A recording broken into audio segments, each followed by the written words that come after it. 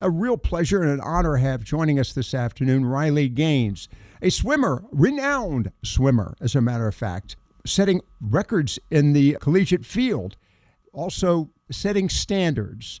As we begin the program, I'm really looking forward to talking with her because she is leading the effort, which is really stunning and disappointing, I might add, leading an effort towards separating the various genders in competition. As a personal note, I have a swimmer in this pool as well because my granddaughter has had the experience of swimming against Leah Thomas. But I think Riley has a very interesting story to tell about her experience as we open the program to Riley Gaines. And again, she's now, by the way, with the Independent Women's Forum. Riley, good afternoon. Thanks for joining us. Well, thank you so much for having me on. I really appreciate it. Well, a pleasure. And by the way, you have been leading the charge here in North Carolina on this issue of fairness in women's sports.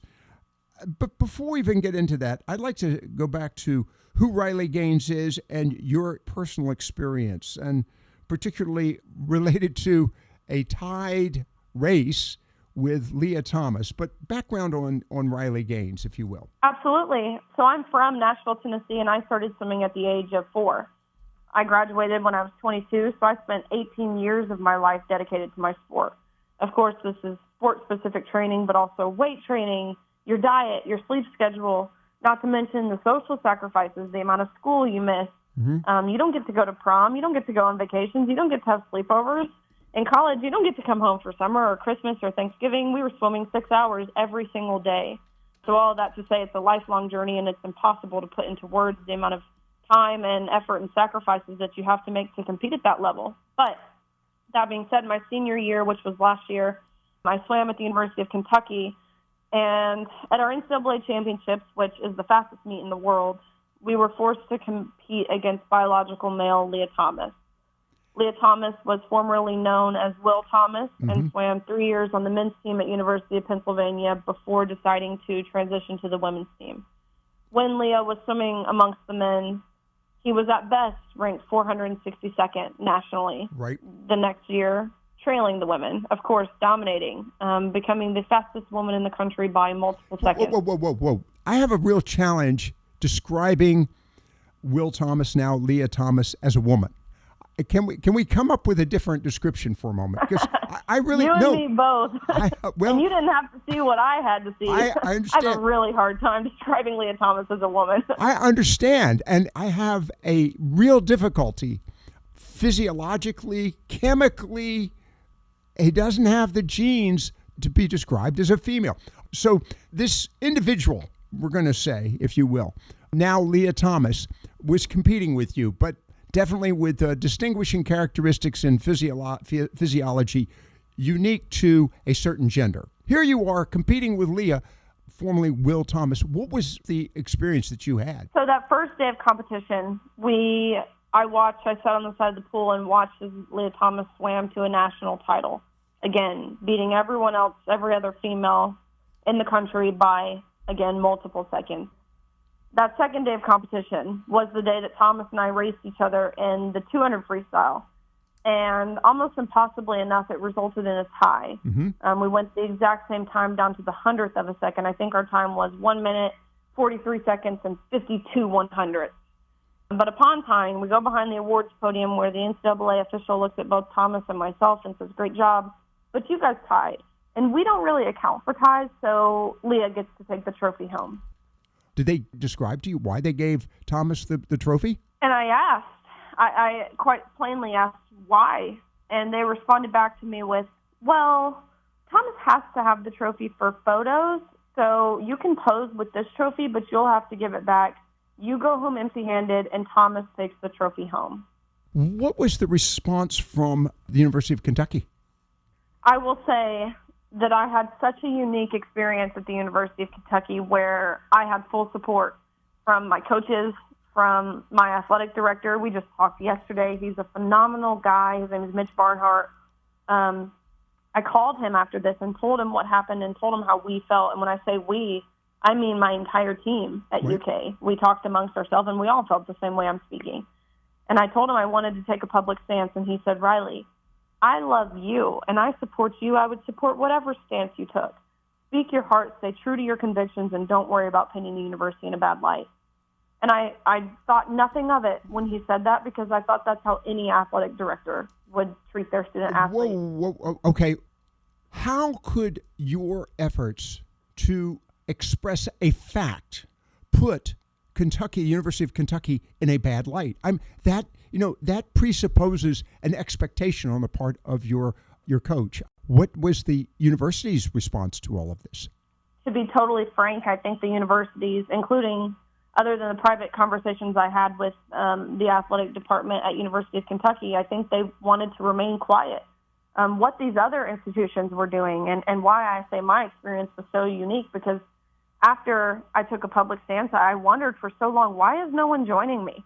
Why are there not more athletes? And I began asking, because again, we talked privately, and I knew they all agreed with me. And so I began going to these girls, why aren't you standing alongside me? And they all filled me in on their situation, to which explains why mine was so unique. These girls were gaslit, emotionally blackmailed, intimidated, threatened into silence, specifically Leah Thomas's teammates. They were forced to go to mandatory LGBTQ education meetings every week to learn about how just by being cisgender, they were oppressing Leah Thomas.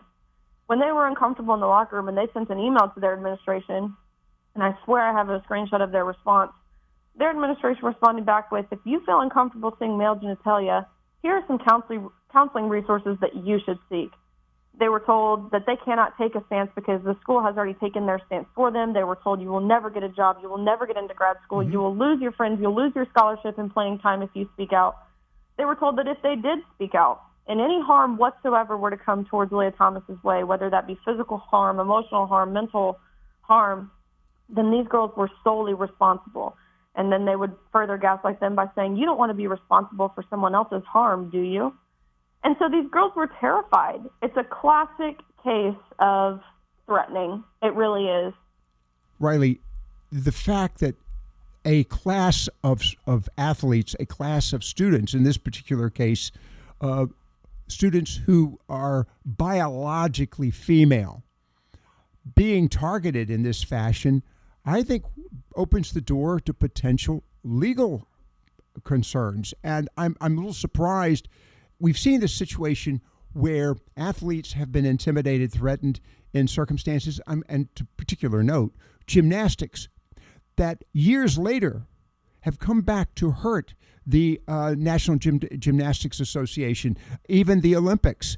I'm thinking that the universities, I'm a little stunned that they haven't taken note of this. Now, I'm not an attorney, but I can look at historic precedent and say, if these universities are doing this, and to a large group of people, eventually this is going to turn. Is there any discussion of that nature? Has anybody ever brought this topic up about the possibility, the long-term ramifications of this intimidation and threatening posture? Absolutely. I think what they're banking on is this being too big of a burden for anyone to take on, which is a relatively safe bet, because they know it's a big financial investment for someone to pursue litigation. They know it's a big investment in regards to time. They know that it requires resources that 22-year-olds like myself and younger just simply don't have.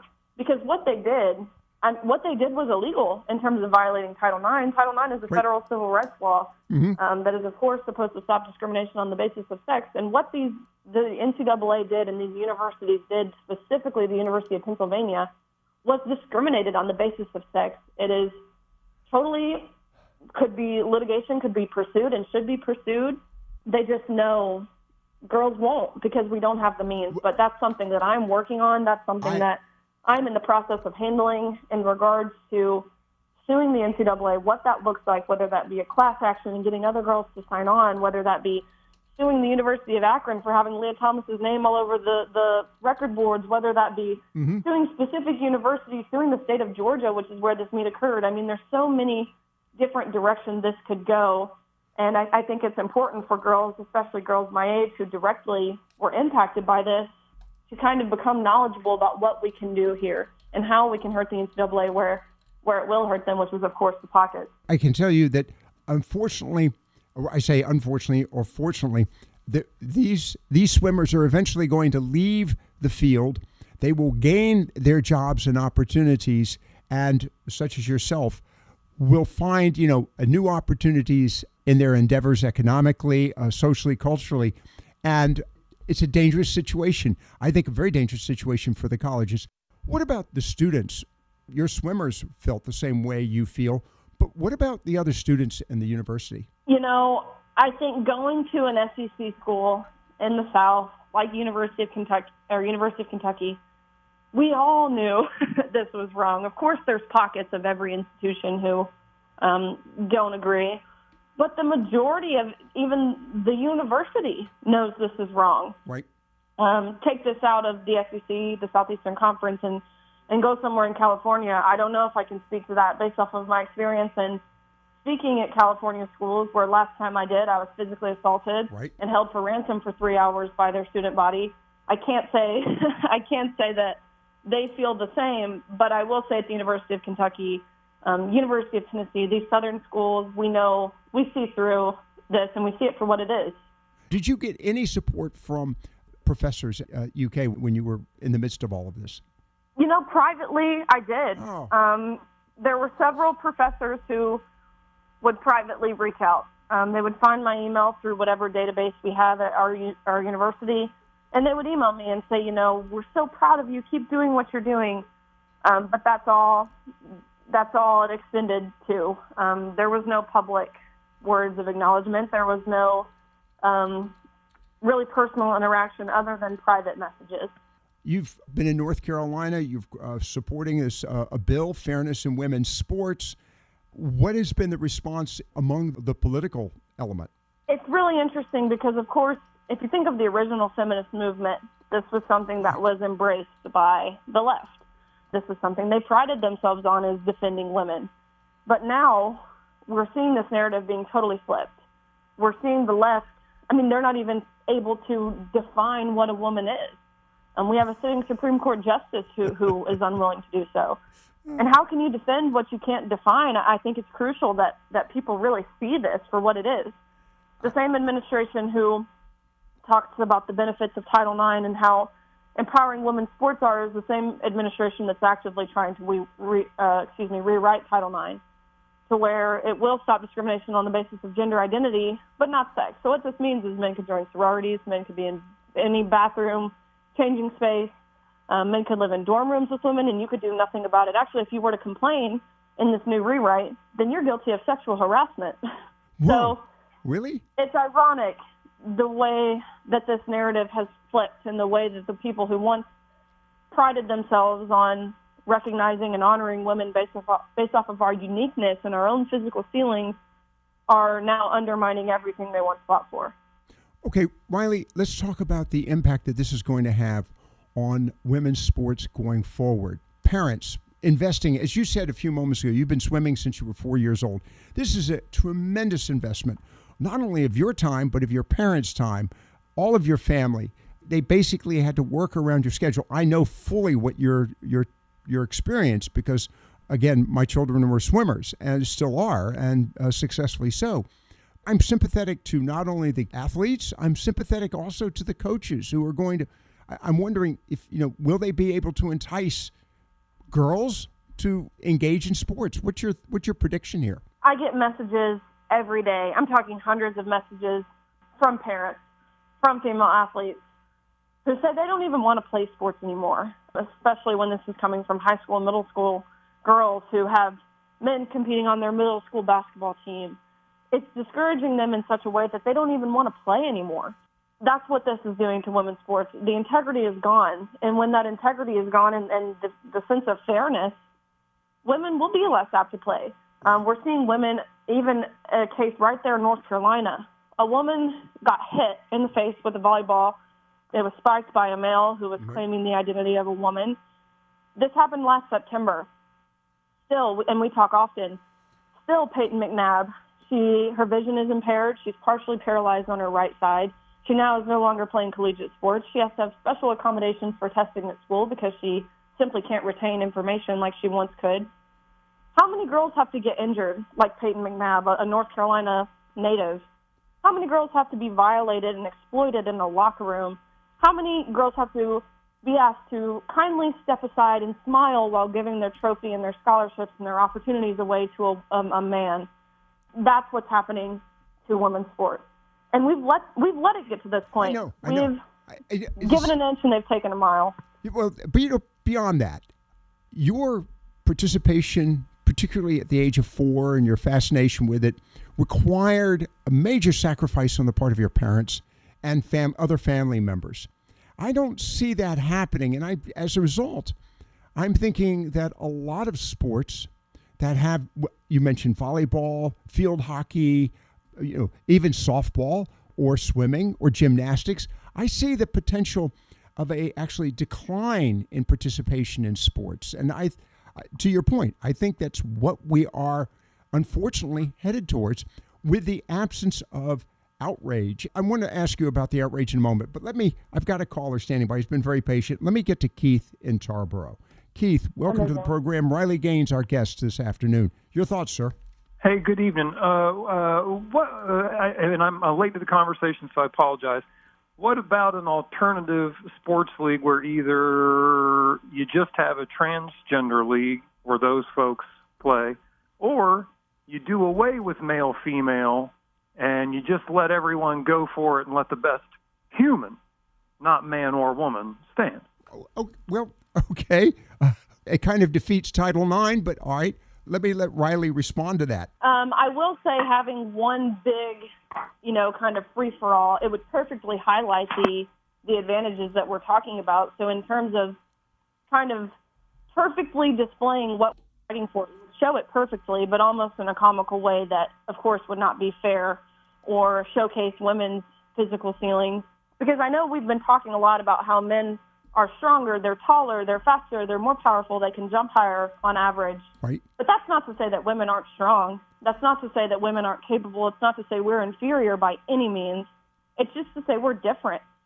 So in terms of that, something that is actually implemented, that would not be beneficial to women. But in regards to a third division, kind of this open league or a category for trans individuals, I think in an ideal world where we had the finances to do it, if no problems arose, there were enough people to compete in this division, enough people to watch this division, if the resources were there in terms of facilities, sure, this would be a perfect solution, but I don't actually think it's that feasible. You wouldn't get that many athletes, number one. Number two, you'd have to come up with a new title, maybe a Title 13 or something like that.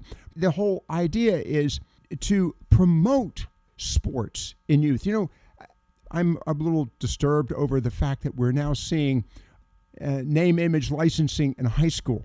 We're dividing the sports programs among the super elite, which, by the way, you are, but you worked for years to get to that point, and you competed at every level.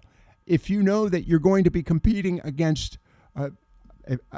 if I'm a football player, and I enjoyed football, but I looked at the football players that I'd be playing against in college, and I'm going, there's no way. I'm not even going to try out. It wasn't worth it. You instantly create this division of non-performers and performers, and there's nothing in between. The real value is what's in between. Absolutely, and I think that's why the legislation that's being introduced across the states and North Carolina that separates sports by sex, it's not banning anyone. Everyone is still entitled to play, and I encourage everyone to play because I think there's so many benefits to sports that no one should lose out on. But it's just about ensuring people play where it's fair and where it's safe. And how is that controversial? I don't understand. You were interested in going to dental school, as I recall? Yeah, I had every intention of being in dental school this year. I graduated with my degree in human health sciences and health law. I scored in the top percentile on the DAT, which is the dental admissions test. And what I really wanted to do was endodontics, which is root canals, essentially. Right. And so I've been totally thrust into this position where I by no means felt equipped for it. I don't have this overly political background. I have no background in public speaking, clearly. And I'm still learning. I'm still learning how to navigate, how to go with the ebbs and flows of what this stance brings. This is not something I wanted. This is really, this whole the position I'm in, I really wouldn't wish it upon my worst enemy. It's draining. It's taxing. It's a lot that goes into it. It's something that keeps me up at night because my wheels are just constantly turning, and this is never something I could have been prepared for or wanted for myself. Obviously, you're looking forward to the years ahead. My question, do you see this having an influence that will basically reverse the current trend? Is there hope for that? Absolutely. I really do feel as if the tides are beginning to turn. Of course, sometimes it has to get worse before it gets better, but I think people are starting to wake up and see the harm in this, especially when you're seeing Democrats in the U.S. House of Representatives just a few weeks ago. Right. Not one Democrat voted in favor of protecting women and girls. Out of the 203, not one did. And I think we're seeing this, and we're seeing how this is falling along party lines, which isn't even accurately representing the Democrat Party, the people of this party. They don't want this. Recent polls show 60 to 70% of Democrats don't agree with this. So I think the tides will turn. Changes will be made. I can't tell you how long it will take, but I am hopeful that sanity will be restored in some capacity. Well, it'll be interesting to see how that turns out. Riley, I really appreciate your time with us this afternoon, Riley Gaines. And Riley, is there any way that folks can keep up with your activities? Absolutely. My Twitter is Riley_Gaines_. I always try to post breaking stories of this happening to other athletes, highlighting how politicians are handling this, both good and bad. And that's Riley_Gaines_. Okay. And, of course, you are with the Independent Women's Forum, by the way, so I have to make mention of that. Apologize for not focusing on that today. But I think the bigger story is really your experience and the future of women's sports. Stay with me. I'll talk to you briefly off air, but I look forward to hopefully talking with you in the future, maybe after a successful campaign. Thank you so much, and we'll talk about this because I'm hopeful North Carolina will do the right thing. I think it will. Stand by. We've got more to come here on Viewpoints, and our guest to thank her for her time, Riley Gaines.